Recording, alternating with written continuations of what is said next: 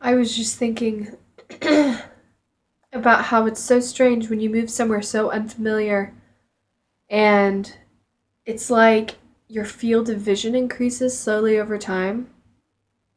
We were walking home after having dinner tonight, and there's a gym on my same block as me, and I literally hadn't even seen it until today.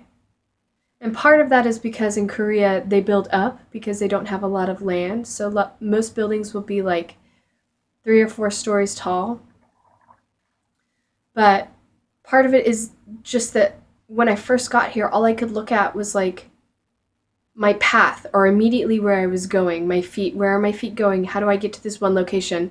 And I couldn't look around to see everything else along the way because I would get distracted and I would run out of time or I don't know, I was just incapable of seeing everything at once. And so now slowly my field of vision is increasing and it's weird the stuff that I'm seeing now that I feel so dumb about before. I remember thinking, oh my gosh, I can't find a gym anywhere. And now I've seen there are like 4 or 5 gyms just in my neighborhood. It makes me feel dumb. Also, I have a cold again. Evidently, it happens a lot to people when they move, especially to Korea because of the pollution. But for the first couple of months, they're sick most of the time. I'm relatively lucky. This is only the second time I've been sick in just over 2 months. And yeah, I've been here for more than 2 months. Buddha's birthday is the day before my birthday. There's a jazz festival that weekend, so it should be a good weekend. All of my students are doing well. Something very strange happened yesterday. Jake, my probably one of my favorite students, he's a kindergartner of mine, pushed up my sleeves and began to vigorously sniff my arms.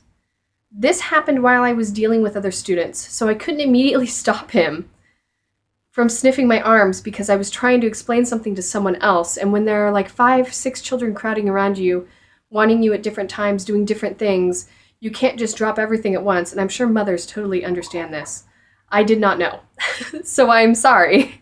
I'm sorry, Mom, for driving you nuts when you were on the phone. Because now I understand what it's like.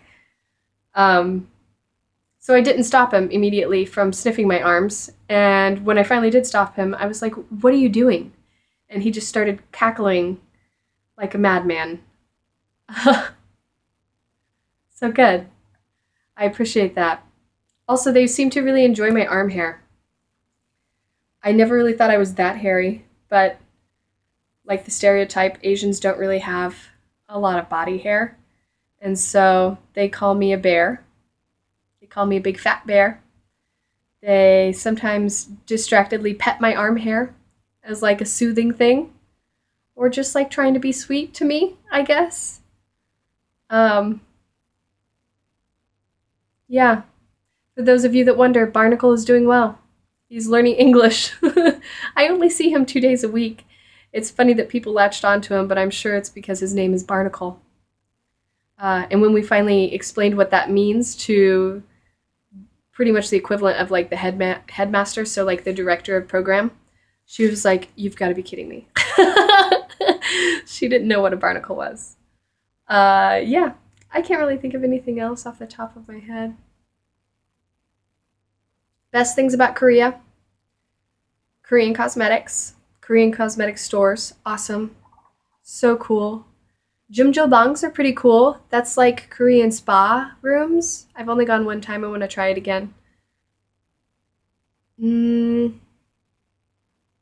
I love all of the juice and coffees that they have at the 7-Elevens. That's one of my favorite things about Korea. Biggest dislike about Korea: I can't go to the pharmacy and just buy a packet of NyQuil. You have to go in, you describe your symptoms, you discuss with them about what they're going to do, and then they give you like 2 days worth of meds. I just want to go in, I want to buy like a 24 pack of whatever I want to buy for whatever I think I have, and then I want to take them. I want to abuse them or not abuse them however I so desire. So thank you again, Mom and Dad, for sending me NyQuil and Dayquil and allergy medicine because I can't get it here. Not enough. I just want to abuse it like any other American would. But yeah, that's the worst thing about Korea. So all in all, pretty good. Food is good. Actually, I still like my job, even though it's very frustrating at times and it makes me very tired sometimes. I still dig it. I still dig Korea too. Korea is cool. I'm still happy. There are some things that I miss about home, but the good still outweighs the bad.